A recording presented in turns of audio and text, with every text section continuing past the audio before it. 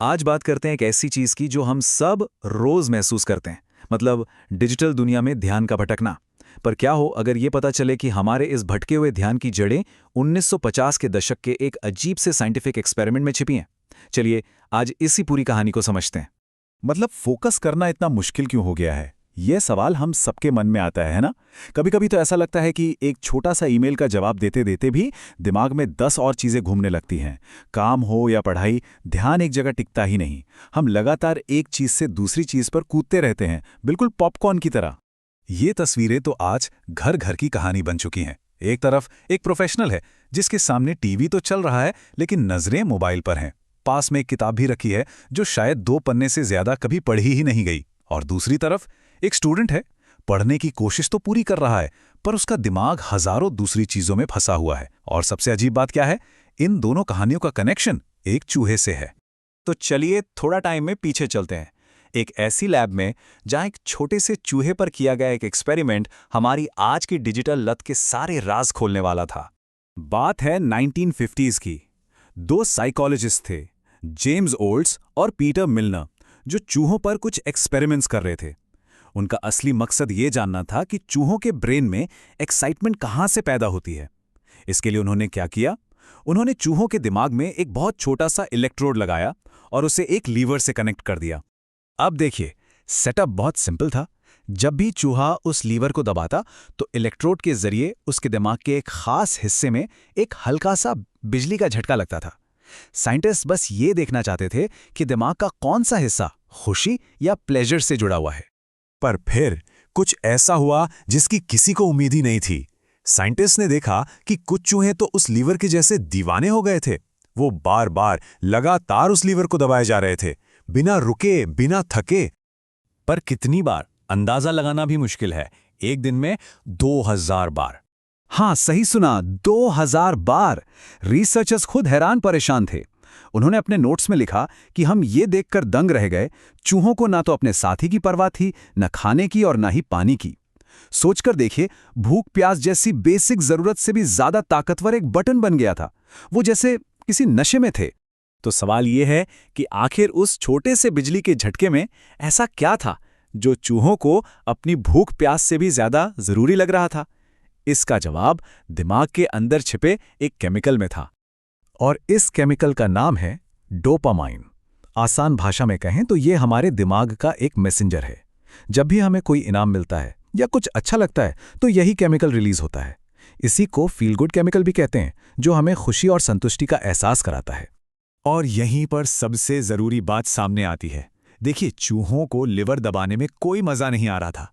असल में वो बिजली का झटका सीधे उनके दिमाग के रिवॉर्ड सेंटर को एक्टिवेट कर रहा था। मतलब बिना कुछ किए ही उन्हें डोपामाइन की एक सीधी सीधी डोज मिल रही थी। ये एक ऐसा इनाम था जिससे पाने के लिए कोई मेहनत ही नहीं करनी पड़ी। अब सवाल ये उठता है कि 1950 के उन चूहों का आज हमारी डिजिटल आदतों से क्या लेना देना है? लेना देना है, और बहुत गहरा लेना देना है। देखिए, ये पुराना एक्सपेरिमेंट सालों तक बस किताबों में ही बंद रहा। फिर आई टेक्नोलॉजी की दुनिया, जिसने जाने अनजाने में इसी सिद्धांत को फिर से खोज निकाला। उन्होंने महसूस किया कि वो भी ठीक वैसा ही एक लीवर बना सकते हैं।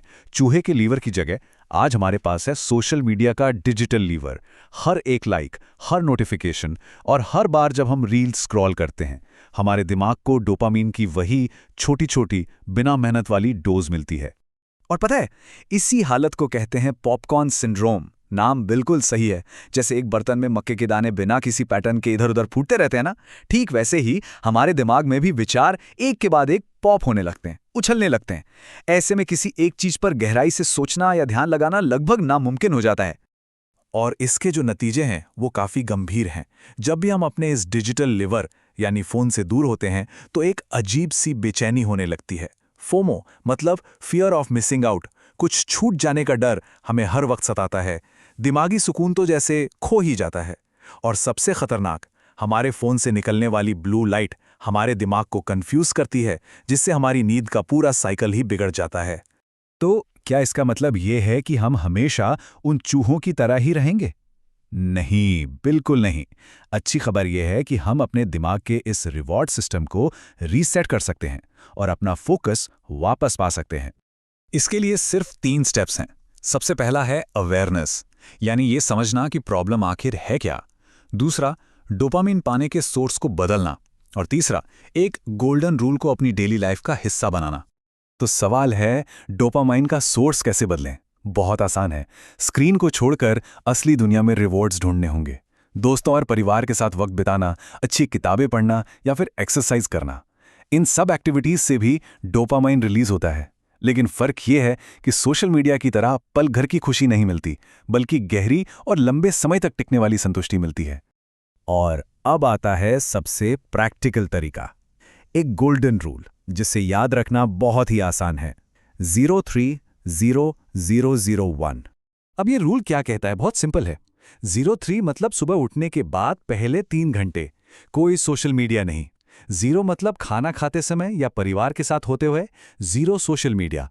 और 001 मतलब रात को सोने से ठीक 1 घंटा पहले कोई सोशल मीडिया नहीं। ये छोटा सा बदलाव हमारे रिवॉर्ड सिस्टम को रीसेट करने में कमाल का काम कर सकता है।